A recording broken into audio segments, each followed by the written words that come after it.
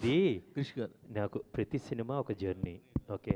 Krish. 'Harihara Veeramallu' cinema నేను కొంత భాగం చిత్రీకరించాను. నాకు పవన్ కళ్యాణ్ గారంటే ప్రేమ, ఇష్టం. ఏం రత్నం గారంటే అమితమైన గౌరవం.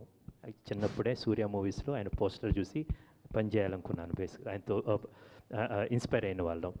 కొన్ని షెడ్యూలింగ్ కారణాల వల్ల మేము స్టార్ట్ చేసిన తర్వాత కోవిడ్ కావచ్చు, అనేకమైన షెడ్యూలింగ్ కారణాల వల్ల నేను కొంచెం పక్కకు రావాల్సి వచ్చింది.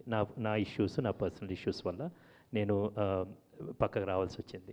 సో అది ఆ జర్నీ పూర్తయింది, ప్రయాణం. ఓకే. నా పరంగా పూర్తయింది. అండ్ ఆ జర్నీని ఇంకొక దర్శకులు జ్యోతికృష్ణ గారు కంటిన్యూ చేశారు.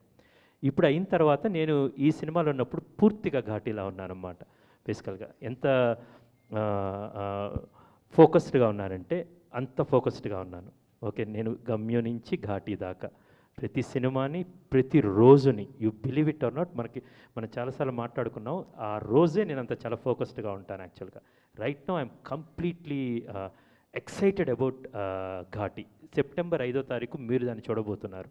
నేను నిన్న నైట్, ఈరోజు మార్నింగ్ చెన్నై నుంచి వచ్చాను. నిన్న నైట్ తమిళ్ ఫుల్ కాపీ చూసామన్నమాట. దెన్ అగైన్ సార్ రాగానే సారీ చెప్పాను, సార్ తమిళ్లో ఆయనే డబ్ చెప్పారు, తెలుగులో ఏం డబ్ చెప్పారు.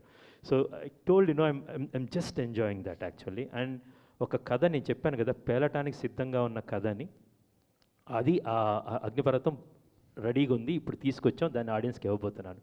సో అట్ దిస్ మూమెంట్ నేను చాలా ఎక్సైటెడ్గా ఆడియన్స్కి ఈ సినిమాని అందివ్వడానికి రెడీగా ఉన్నాను. All the very best.